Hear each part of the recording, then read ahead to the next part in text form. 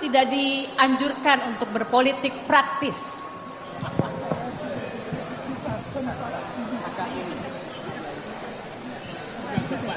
Oh, pindah. Saya ke sana aja, Romo. Romo di sana aja, saya pindah ke sini. It's okay. Oh, oke. Okay. Oh, oke. Okay. Yang kiri. Oh. Jadi Bung Benny boleh pindah ke situ. Oh, sudah benar. Oh, ini kiri betul. Oke. Okay. Romo Magnis, saya antara kiri dan kanan jadi kacau. Romo Magnis, kita tahu seorang imam tidak dianjurkan atau bahkan dilarang untuk berpolitik praktis. Tapi Romo bersedia bicara di dalam sebuah acara ini yang sudah jelas mendukung Ganjar Mahfud.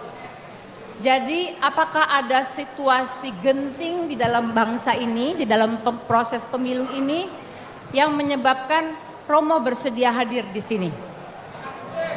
Saya kira sederhana sekali.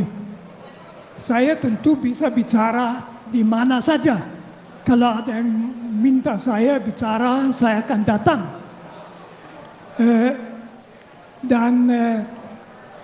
Tentu pertanyaan apakah situasi itu genting? Iya. Saya mau sedikit menjelaskan. Situasi genting betul. Kemarin saya ditanyai oleh sahabat saya, Din Samsudin, Romo pilih siapa? Nah, saya menjawab, saya pegang pada prinsip saya, pokoknya jangan yang terburuk, yang terpilih, yang lain.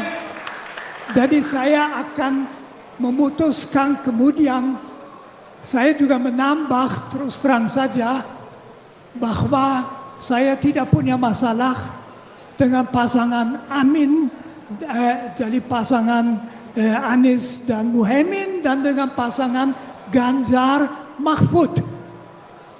Itu saja saya tidak punya masalah. Lalu saya diminta ikut suatu acara Anies 2 hari lagi, saya menolak. Tapi kenapa, Romo? Dengan alasan kaki saya belum begitu baik. Kalau gentingnya situasi, bagi saya sebetulnya sederhana. Kita dalam reformasi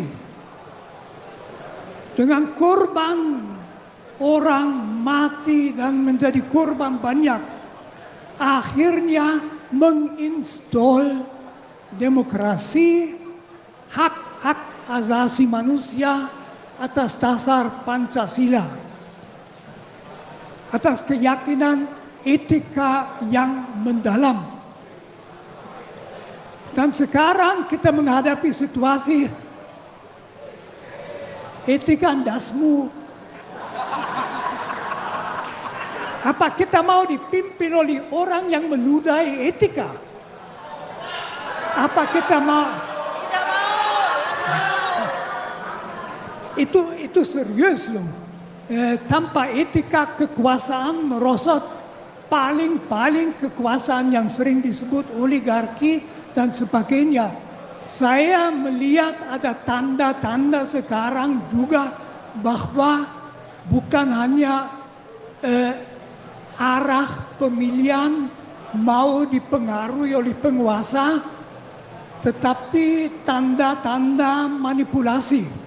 Kalau itu betul, kalau kita dapat kesan bahwa pemilihan yang akan datang tanggal 14 itu dicuri, seperti dituduh oleh Trump di Amerika Serikat, betul-betul dicuri, kita dalam situasi gawat ya.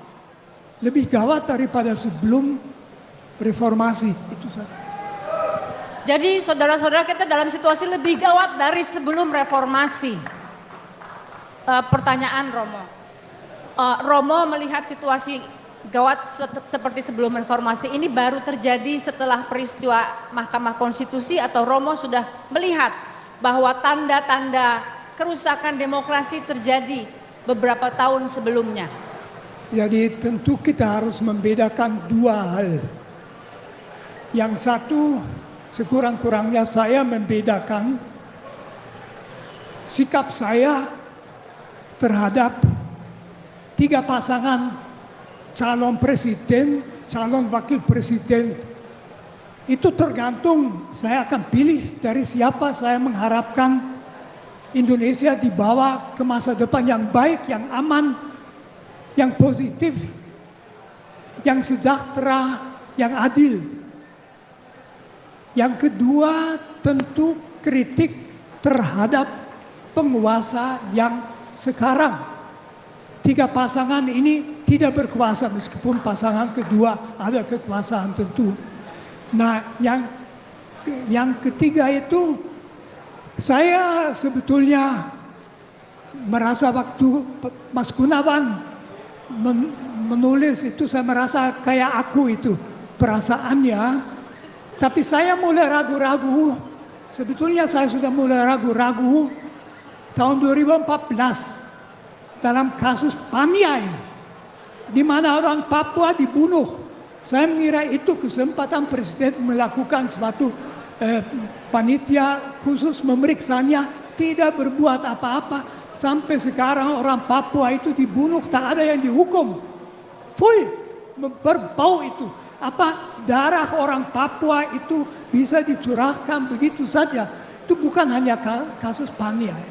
Yang kedua, di mana saya ragu-ragu betul, waktu pengebirian KPK, saya ikut kelompok 70 orang yang diajak membicarakannya. Semua mengatakan KPK perlu dipertahankan, tapi dihapus tentu dengan akibat bahwa seluruh DPR itu mendukung pemerintah karena mereka itu aman.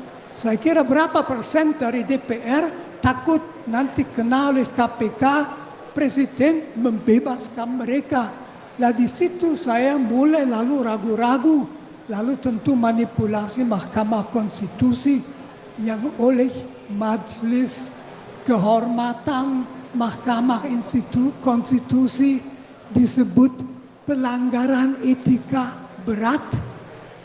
Aduh. Tanpa komentar apapun, kita ini jalan kemana? Saya anggap situasi itu cukup serius dan dengar desas-desus, ada intimidasi, orang bicara terbuka.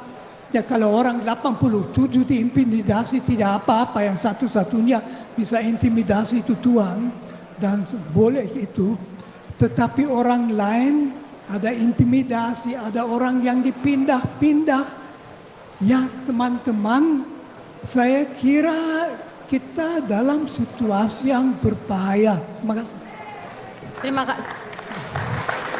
Saya ingat memang Romo Magnis sudah bicara keras tentang pemerintahan Jokowi pada tahun 2014, terutama setelah kasus Paniai dan eksekusi mati terpidana.